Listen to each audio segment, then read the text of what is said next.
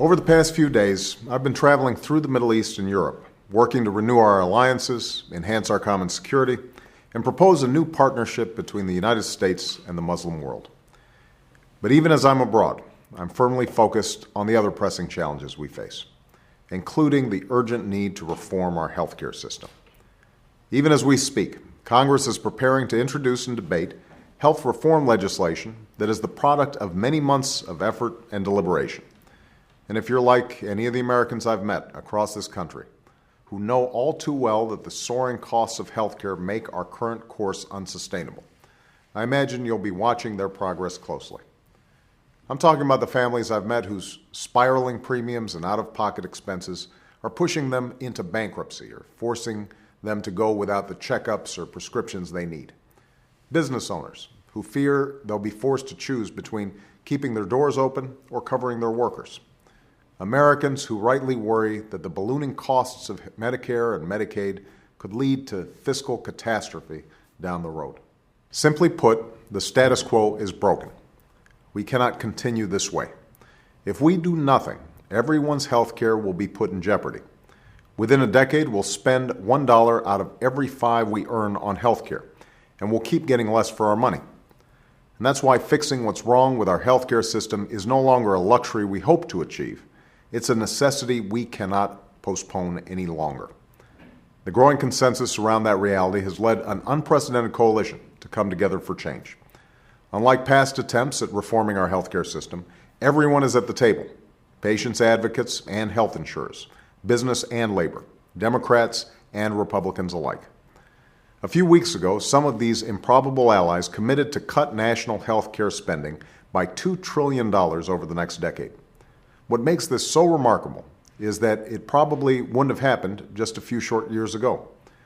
But today, at this historic juncture, even old adversaries are united around the same goal: quality, affordable health care for all Americans. Now, I know that when you bring together disparate groups with differing views, there will be lively debate, and that's a debate I welcome. But what we can't accept is reform that just invests more money in the status quo. Reform that throws good money after bad habits. Instead, we must attack the root causes of skyrocketing healthcare costs. Now, some of these costs are the result of unwarranted profiteering that has no place in our healthcare system. And in too many communities, folks are paying higher costs without receiving better care in return. And yet we know, for example, that there are places like the Mayo Clinic in Minnesota, the Cleveland Clinic in Ohio, and other institutions that offer some of the highest quality of care in the nation at some of the lowest costs in the nation. We should learn from their successes and promote the best practices, not the most expensive ones. That's how we'll achieve reform that fixes what doesn't work and builds on what does.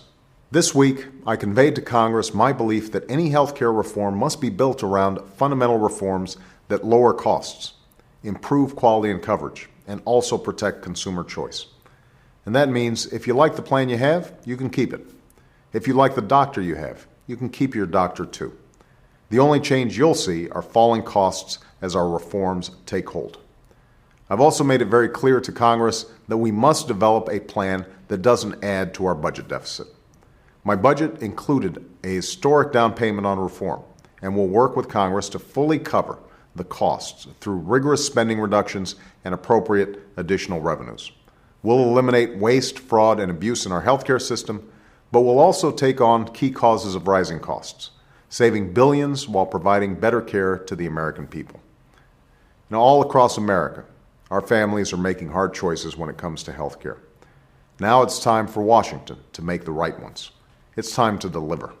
And I'm absolutely convinced that if we keep working together and living up to our mutual responsibilities, if we place the American people's interests above the special interests, we will seize this historic opportunity to finally fix what ails our broken healthcare system and strengthen our economy and our country now and for decades to come.